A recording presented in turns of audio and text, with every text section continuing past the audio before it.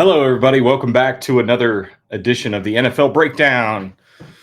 I'm your boy, Drew Bedard, Honorable Mention Sports, sporting old Josh and Caleb out here on a beautiful December 23rd, probably Christmas break for a lot of folks out there. But if anybody's working out there, solidarity, brother.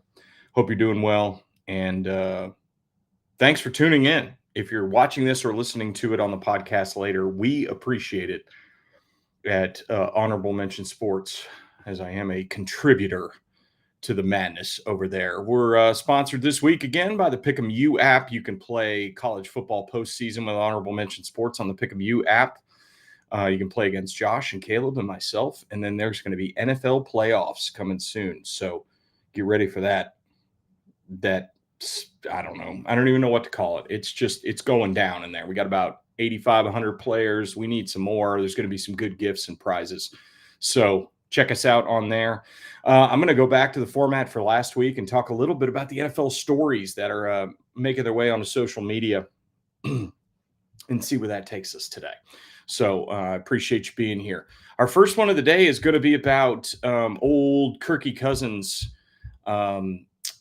getting replaced by Michael Penix Jr., the Atlanta Falcons. That was a big story this week, and so we'll bring that up. So Kirk Cousins, so and all of the stories are out there right now. Is this going to be the end of it? Is this going to be a retirement for Kirk, or is he going to try to find another job? The Falcons are positioning themselves to potentially cut Kirk at some point and save some money because they offered him a 4-year, $180 million huge contract that he's guaranteed a bunch of money, but there's ways that they can save some money. But Kirk Cousins, and I put this graphic up. So Kirk in 12 NFL seasons has grossed $321 million in career earnings, a 1 playoff win. So he gets the bag collection Hall of Fame from BetMGM here. And that's true because unbelievable work by his agent and himself to get him the bag. He is a wonderful human being and he's a good person. And I think he deserves a lot of credit. He was praying with Michael Penix before the game yesterday and wishing him all the best. So we'll see where Kirk goes from here. Is he going to retire? I think I've got some clips coming up of Michael Penix's interesting day. But it really was an interesting day. The Falcons ended up winning, but Michael Penix, he threw for about 200 yards, had an interception, and but I think overall, from what you could hope and what you could expect, I think he had a good day and a good start to his career. It's got to be very hard to come in, especially as a team that's trying to approach and trying to get into the NFL playoffs like the Falcons are. You got to think that he was probably a little bit nervous. Let me make sure that. All right. So switching over to my other microphone. All right. So Kirk Cousins, first story of the week. So he's benched by the Atlanta Falcons. Michael Penix is in, and Kirk goes down as one of the bag men of all time in the NFL. So got to give it up to him. All right, our next story is going to be this diabolical play that everybody's talking about on social yesterday from the Lions. So let's go ahead and check. This is Gibbs stumbled after taking the snap. It appears to be a fake fumble. So let's watch this. So, and they do it. The running back obviously falls down. Goff is in there. He falls down.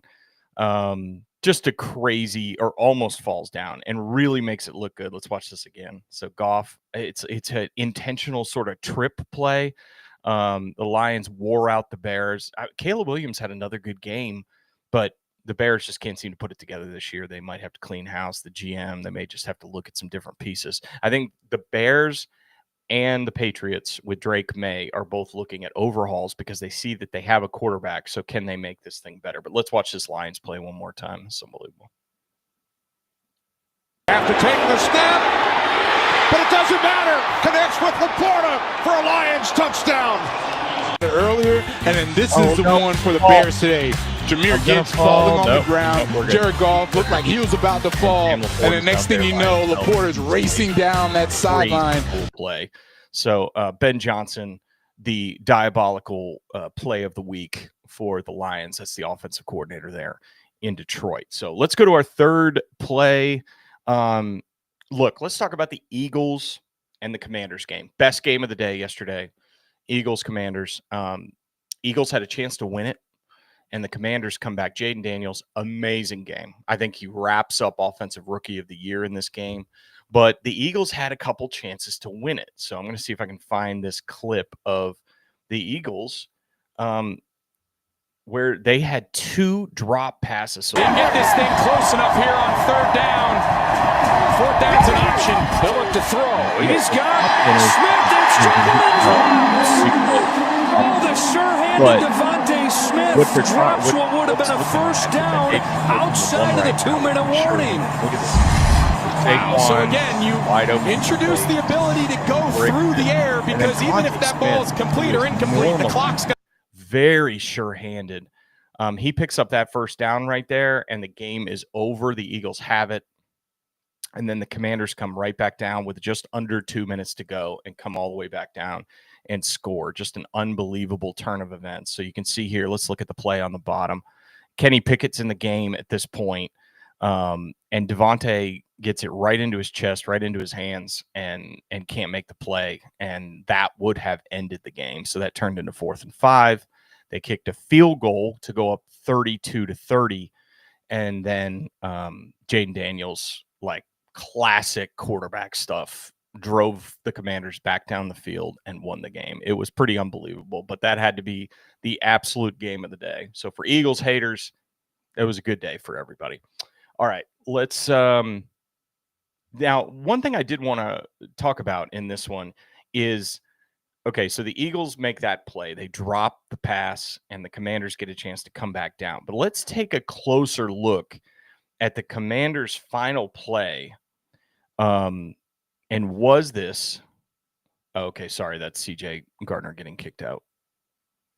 So I'll find the play. But it was a false – it looked like a false start on the right offensive tackle for the Commanders, but they got the play off. The referees let it go, and Jaden Daniels scores. So the Eagles haters had it, and then – but the Eagles fans have got to be a little bit upset. Now, it's just like anything else, you know, these games come down to a lot more than just one play and one potential false start. But because Jaden Daniels played great all day, 5 total TDs, just an amazing game by him. But game of the day by far, Eagles Commanders. Go back and watch it. Go back and check out the highlights. Let's see what we have next. I thought this was a funny one. This was a graphic about the Giants, the poor Giants. Is that this shocked me, but maybe not so much, that the New York Mets have won more games recently than the New York Giants. The Mets season ended on October 20th. It is December 23rd. So that means that the Giants have not won a game since October 20th. And the Mets, who the baseball season has been finished for quite some time, have a more recent victory than the Giants. What is wrong with the Giants? Like, I mean, Drew Lock, I don't know. It's not working out for the Giants, whatever way they slice it and dice it. And so, hey, congrats to the Mets for having a more recent victory than the Giants. All right. Next one was Joe Burrow's Superman play. Let's take a look at that real quick. That dude played unbelievable again. I don't know. He's something special. Hold on just a second. Pull up that. If anybody wants to be my producer, you can feel free to come on in here. All right, let's look. This is the picture right there of Joe Burrow. And I love that they said it looks like a Kermit the Frog shadow on the ground, but that Burrow completed this pass for a touchdown. Just unbelievable performance as usual from Joe Burrow. The guy's he is single-handedly willing the Bengals to the playoffs. So another stellar day for Joe there. But I just thought that one was hilarious.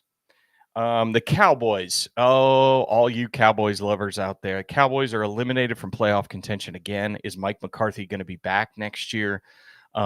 I thought some of the memes yesterday were hilarious of just everything about the Cowboys and how excited they were to beat the Bucs yesterday, despite being eliminated from playoff contention. Here's the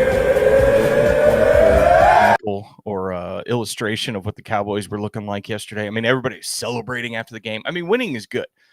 And them getting to 7-8, great. But there's no trophy in that. They're not going to the playoffs, and poor Cowboys fans have to live through it again. I mean, it's been a long time since the Cowboys had a legit NFC title game contender, and it's not going to be this year again. So poor Cowboys. But the haters have got to be feeling themselves. I mean, it was a great day for haters. I've got something for you here. Haters are just having a great week. Let's see, where was it? The how the haters got this thing stacked up this past weekend. If anybody's got any questions or any thoughts, please drop them into. Here's the great weekend for haters. All right, Niners, Steelers lose, Eagles lose in the last TD. 49ers are eliminated from the playoffs. Cowboys are eliminated from the playoffs. I mean, what a weekend for haters. So again, Steelers lose, Eagles lose, 49ers are eliminated from the playoffs. Cowboys are eliminated from the playoffs. And,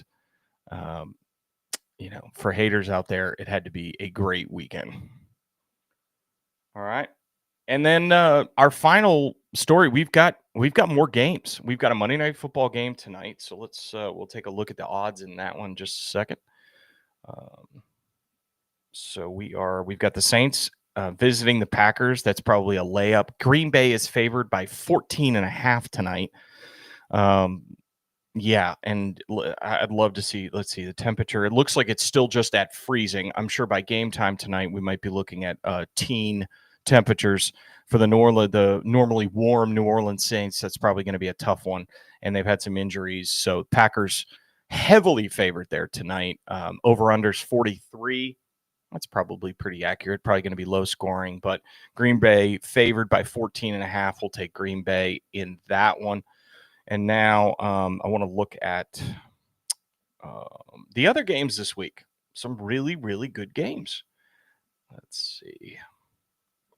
And I'm really excited about the Netflix doubleheader coming on Wednesday, Christmas Day. So you got the Chiefs visiting the Steelers. So KC's currently favored by 3. That's the 1:00 game. There's like concerts. They got Beyonce for the Texans game and all this other stuff. So Chiefs and Steelers. I am going to take the Steelers at home in that one, even though KC is favored by 3. So if I had my Pick'em U app and I was picking the regular season, I would pick the Steelers in that one. Coming off of that loss yesterday, I think that they're going to have a bit of a chip on their shoulder. They're not going to want to lose at home. The Chiefs are beat up. Mahomes is beat up. They've got some injuries. Unbelievable how they keep getting away with winning all of these games by referee assistance most of the time.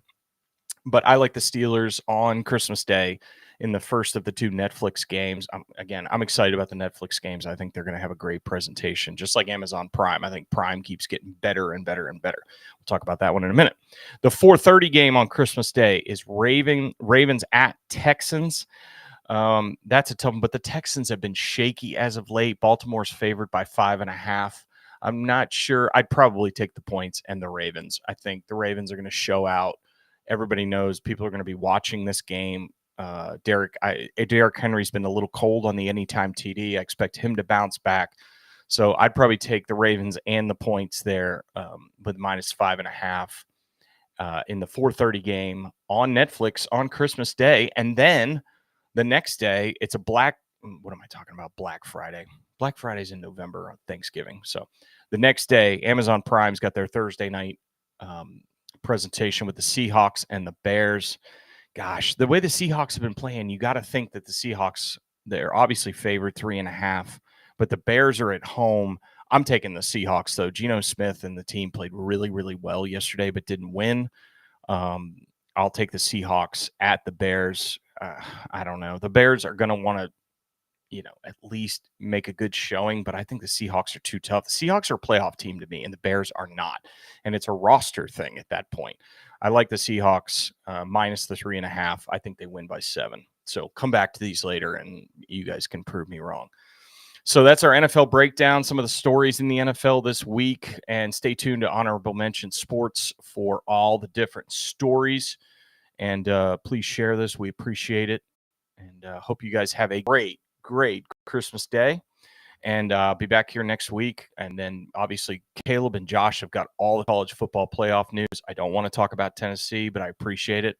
Let's just not talk about it. But I thought the first round games were fine for the college football playoff. The home teams dominated. There was cold weather all over the place, and the home teams did what they were supposed to do. So good for them. Should SMU and Indiana have been in it? Who knows? But I loved it. I hope they do more home games next year. I think the home games are electric. Home fans, people visiting, Tennessee trying to take over Columbus, all this stuff. Fantastic games. But Josh and Caleb will be back later this week after Christmas with some highlights from the college football playoff and some pick 'em for next week. It stinks that it's like a long time away. I mean, I wish these games were a little closer together, but I get it. The NFL's kind of got it on lock. I mean, they've got Wednesday games, Thursday games, Saturday and Sunday games, the NFL. And then, of course, the college football playoffs will be back. Thanks for joining us again. Hope you have a great day and a Merry Christmas.